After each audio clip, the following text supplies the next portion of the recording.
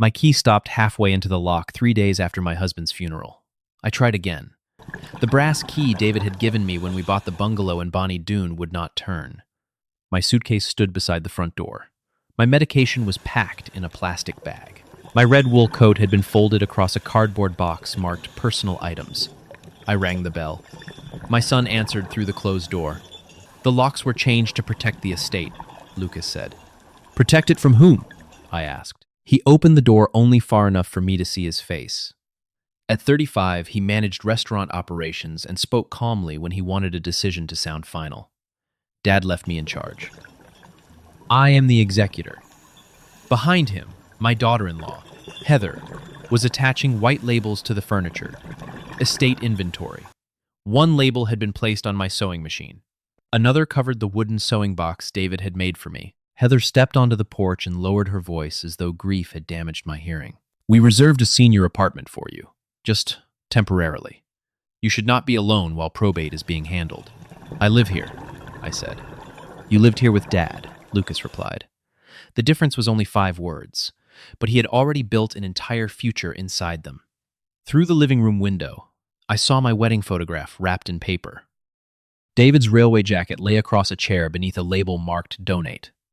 Lucas said he needed to inventory everything before items disappeared or became confused with property that did not belong to the estate. My clothes are in that house, I said. My papers. My machine. Heather pointed toward the suitcase. We packed what you need for the next few days. I looked at the slippers visible through the plastic bag. They had packed my life as though I were leaving a hotel room. A car stopped at the curb.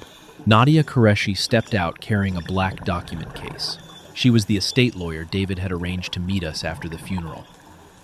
Lucas unlocked the door wider and told her they were ready to review the will. Nadia looked at me, then at the suitcase, then at the new lock. Why is Mrs. Mercer standing outside? She asked. Lucas said the bungalow was estate property, and he was securing it as executor. Nadia did not raise her voice. She opened her case on the porch and removed a sealed file. The will is not the first document we need to read, she said. The title is. Nadia did not explain the title on the porch. She asked Lucas to stop the inventory until she had reviewed the records, then told me to wait somewhere warm. My neighbor Elaine Wong crossed the street before I could decide where to go. She had lived opposite us for more than 20 years and had watched David carry groceries through that blue door every Friday. She took my suitcase with one hand and my medication with the other. From her front window, I could still see the bungalow Lucas had locked me out of. I had arrived in Edmonton from Gdańsk in 1989 with one suitcase, a portable sewing machine, and $30 hidden inside a spool of thread. I was 30. My first room was above a bakery where the pipes rattled through the winter. During the day, I altered uniforms at a department store. At night, I repaired hems and coat linings for immigrant families who paid me in small bills folded into envelopes. David brought me his railway jacket after a metal edge tore the sleeve. He watched me repair it and said I treated fabric as though every piece deserved another chance. We married the following year. In 1996, we bought the bungalow in Bonnie Doon. The stucco was cracked. The basement smelled damp. The apple tree produced more branches than fruit. I paid most of the down payment from years of alterations. David rebuilt the detached workshop and repaired the electrical wiring. Lucas learned to ride his bicycle on the sidewalk in front of the house. When he was 6, he slept beneath my cutting table during the busiest week before Christmas. Every room held evidence that we had not inherited a life in Canada. We had stitched one together. 12 years before David died, Nadia helped us review the ownership records. I remembered sitting beside him while she explained that promises and legal documents were not the same thing. David signed, then tapped the paper with one finger. Memory is for what we meant, he said. Records are for what the world must respect. I could not recall every legal term Nadia had used that day, but I remembered both our names on the page. Elaine poured tea and asked whether I still had a copy. I thought of the wooden sewing box in David's workshop. He had built a narrow compartment beneath the felt lining and once told me it was for papers that should never be mistaken for clutter. Through Elaine's window, I saw Heather carry the box from the house toward the workshop. Nadia followed her. Lucas remained on the porch, holding the will as though it were the only document that mattered. I set down my tea. Somewhere inside that wooden box was the reason David had never worried about who would own the house after him. Lucas finally opened the door after Nadia told him that refusing me access could create a problem larger than the estate meeting. He said I could enter for personal necessities only. Nadia came with me. Elaine followed, carrying my medication bag. The living room looked unfamiliar. My wedding photograph had been wrapped in brown paper. David's clothes were divided into boxes marked sell and donate. White estate inventory labels covered the furniture. One had been placed on my sewing machine. Another was attached to the small jewelry chest my mother brought from Poland. Heather stood beside the dining table with a clipboard. "We need to separate David's property from everything else," she said. "Then why is my machine on your list?" I asked. She looked toward Lucas. He opened a folder and placed an old will on the table. "Dad named me executor," he said. "I am responsible for the estate. That does not answer my question." He turned to the final page and pointed to the paragraph naming him as the residual beneficiary. "Dad left everything to me." Nadia stepped closer. "He left you whatever legally belongs to his estate. Those are not the same words." Lucas said she was creating confusion where none existed. Heather added that grief made people protective of objects and that a complete inventory would prevent later disputes. I looked at my sewing machine again. I had bought it with the first money North Thread Alterations earned after paying rent. David had replaced the motor twice. Lucas had watched me use it to repair his school uniforms. Now it was a numbered item on his clipboard. I asked to see the wooden sewing box. Heather said she had moved it to the workshop for safekeeping. Nadia requested that nothing else be moved until the title records were confirmed. Lucas agreed only after she repeated the request in writing. We crossed the yard beneath the bare apple tree. The workshop still smelled of cedar and machine oil. David's tools remained arranged above the bench. The sewing box sat near the window. I opened it carefully. The scissors, measuring tape, and thread cards were untouched. Beneath the felt lining was the narrow compartment David had built 12 years earlier. It was empty. The title copy was gone. Lucas said he had never seen it. Heather said perhaps David had discarded it. I lifted the lining completely. A cream envelope remained wedged beneath one corner.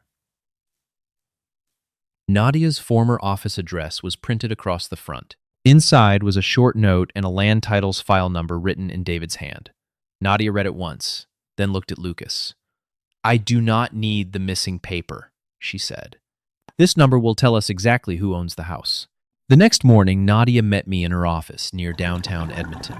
I carried the cream envelope, the land titles file number, and the brass key that no longer opened my front door. She entered the number into the provincial system and turned the screen toward me. My name appeared beside David's. Aneta Zielinska Mercer, David Mercer, joint tenants. Nadia explained the difference slowly. Lucas could act as executor for property that legally belonged to David's estate. He could manage bank accounts, personal belongings, and other assets covered by the will. But the bungalow was different. Because David and I held title as joint tenants, his interest passed to me as the surviving owner. The house had not become Lucas's property when David died. It had not even entered the estate in the way he claimed. "The will cannot give away what no longer belongs to the estate," Nadia said. I looked at the two names on the screen. 12 years earlier, David and I had signed the documents together. He had understood that one of us would someday be left to protect the life we built. Nadia prepared a statutory declaration for a surviving joint tenant and the documents needed to update the title into my name alone. She also drafted a formal demand that Lucas stop the inventory, return my access, remove labels from my belongings, and preserve every estate record until ownership was properly separated. "I can send these today," she said. I thought of Lucas behind the locked door.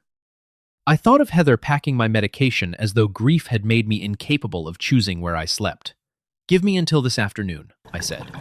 "I want him to have one chance to open the door himself." Nadia studied me carefully. "A chance is not the same as permission." "I know." She printed the certificate of title and placed it inside a sealed folder. When I reached for it, she kept one hand on the envelope. "Do not give him this document," she said. "Ask whether he checked the title before changing the locks. His answer matters." I left her office with the brass key in one pocket and the sealed truth in the other. The key had once represented access. Now, it represented the mistake Lucas had made. He believed changing a lock could change ownership. That afternoon, I would ask my son whether he wanted to correct that mistake in private. If he refused, Nadia would return at 3 o'clock, and the title would answer for me. I returned to the bungalow before 2 o'clock and found Lucas on the front steps with David's old will folded beneath his arm. I did not bring Nadia. I did not bring Elaine. I wanted one conversation with my son before the documents spoke louder than either of us. I held up the brass key. "Did you check the title before changing the locks?"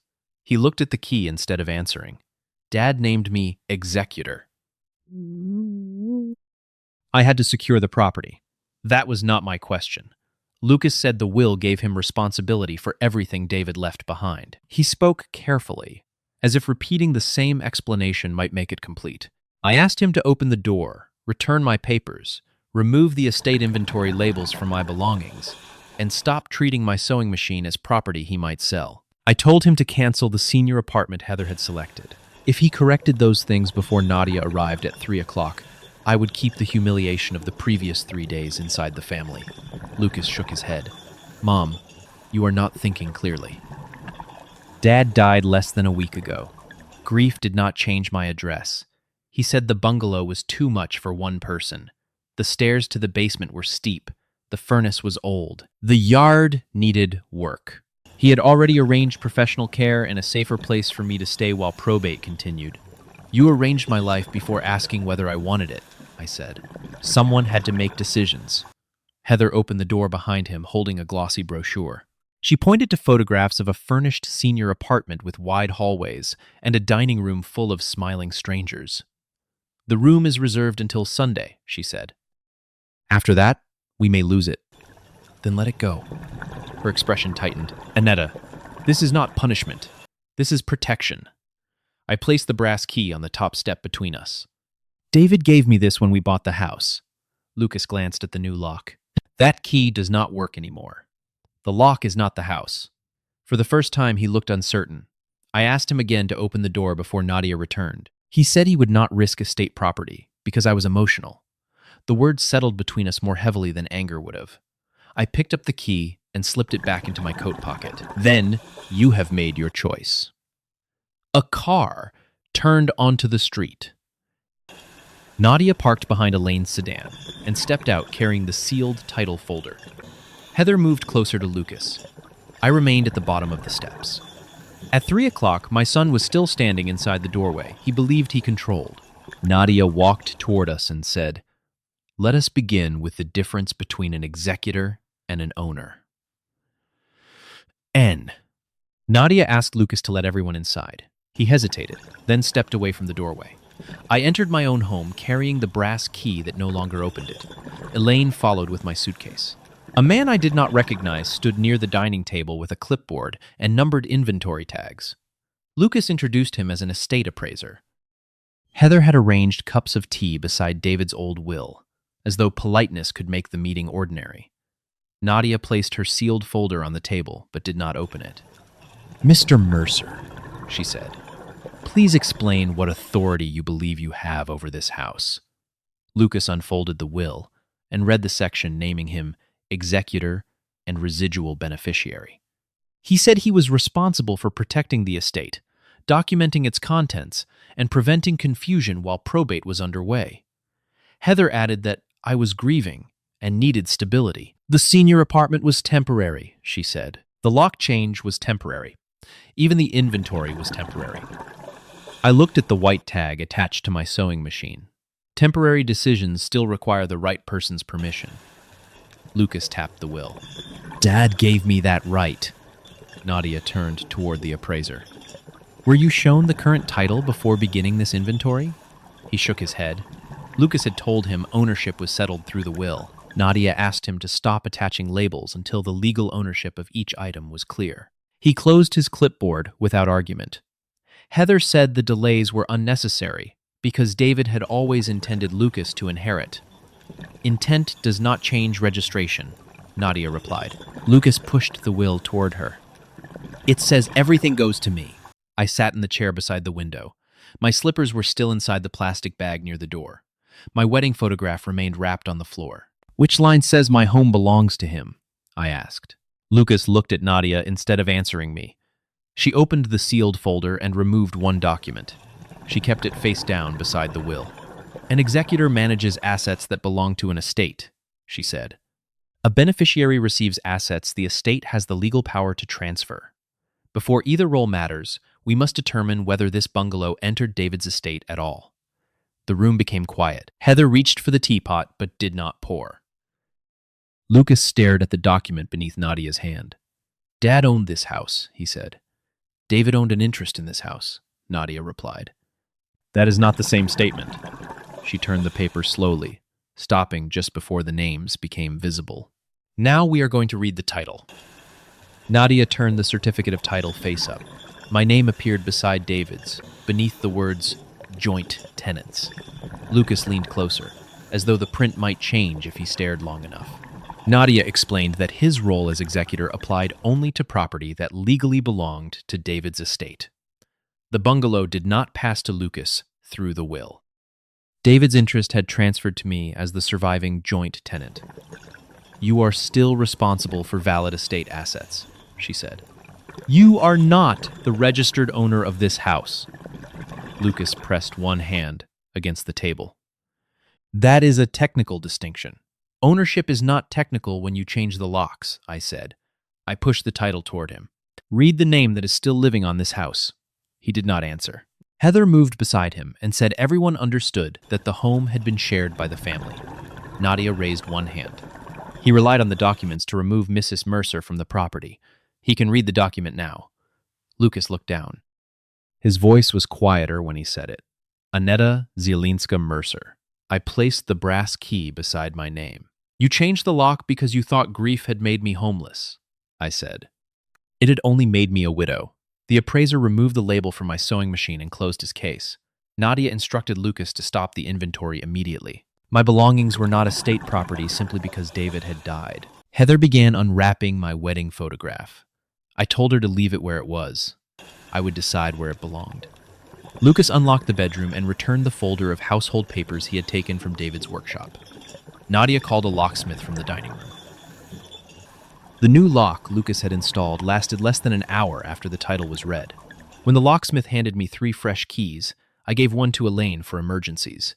I gave none to my son. Lucas stood near the doorway, holding the old will. "Dad wanted me to take care of everything," he said. "Taking care of an estate did not require putting my medicine outside." He looked at the plastic bag near the door and finally had no explanation ready. After everyone left, I carried the wooden sewing box back to the workshop. Beneath the bench, I found a folder Lucas had dropped during the inventory. Inside was a restaurant investment schedule and a handwritten estimate of what the bungalow might sell for. He had already entered the expected proceeds beside the words, "debt recovery." I sat at David's workbench with the new key in my hand. Being wrong about the title had not been Lucas's only mistake. He had built a rescue plan for his own finances around the house he had locked me out of. Nadia handled the estate one document at a time. The bungalow was removed from Lucas's inventory. My sewing machine, jewelry chest, clothing, and workshop were identified as my property. The senior apartment reservation was canceled. The land title's paperwork was completed, so the bungalow would show me as the surviving registered owner. Lucas remained executor only for the assets that had actually belonged to David's estate. He could not enter my home, move my belongings, or make decisions about where I lived. The restaurant investment schedule explained why he had acted so quickly. Lucas had invested in a second location with 2 partners. Construction delays and rising costs had left him responsible for payments he could not meet. He had estimated the value of my bungalow, subtracted what he thought a senior apartment would cost, and written debt recovery beside the remainder. My grief had become a line in his financial plan. Nadia required every estate expense to be documented through her office. The appraiser corrected his records. Heather returned the household papers she had packed. She also sent me an email saying the lock change had been a misunderstanding caused by stress and concern for my safety. I did not answer. A misunderstanding does not place medication in a suitcase or calculate the sale of someone else's home. Lucas came alone 1 week later. He stood on the front step because he no longer had a key. "I thought Dad wanted me to take care of everything," he said. I held the door, but did not invite him inside. "Did your father ever ask you to put my slippers outside?" He looked down at the new lock. "No." "Did he ask you to sell the house to rescue your investment?" "No." He said he was frightened that the restaurant project would fail, and that he had convinced himself the bungalow would eventually belong to him. "Eventually is not ownership," I said. "And fear does not turn your mother into an asset." I gave him the boundaries in plain language. He would not receive a key. Every estate matter would pass through Nadia. He would not enter the workshop unless invited.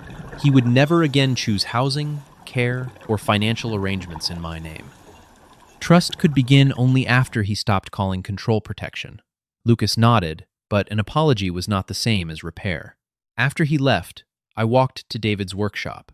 The inventory labels were gone. His tools remained above the bench.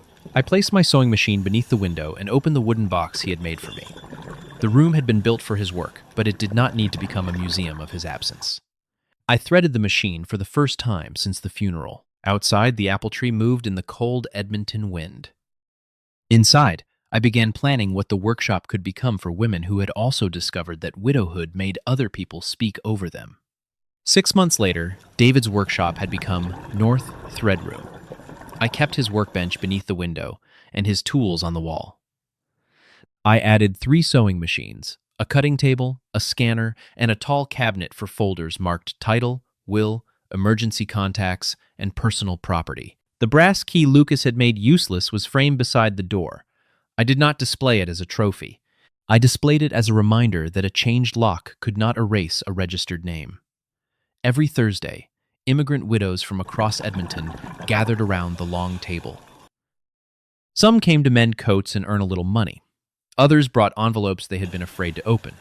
Nadia visited once a month to explain general estate and property terms in plain language. Elaine organized tea, transportation, and community referrals. I taught the women how to keep copies, record dates, label belongings, and ask who had legal authority before surrendering a key. One afternoon, a Polish widow named Zofia placed a property folder beside my sewing machine. Her son had taken the original documents after her husband died and told her not to worry about complicated matters. She said the same sentence I once believed. "He is only trying to help." I opened a blank folder and placed it in front of her. "Help begins with telling you what is being done in your name." Together we wrote her full legal name across the top. Her hand shook on the first letter and steadied by the last. Lucas began visiting only when invited. He never received a new key. At first, he waited on the front step with the impatience of someone who still believed a closed door was an accusation. Later, he learned to knock once and wait. He completed the estate work through Nadia and stopped using the word protection to describe what he had done. I did not call that forgiveness. I called it evidence of change. On the first anniversary of David's death, I wore the red wool coat Heather had packed into my suitcase. I opened the workshop early and watched sunlight move across the cutting table. The room no longer felt like a place where my husband had disappeared. It felt like something we had built together, continuing in a form neither of us had planned. A woman arrived carrying a broken zipper and a sealed legal envelope. I invited her inside. The lock my son changed lasted 3 days. The life I rebuilt behind that door belonged to me for as long as I chose to remain.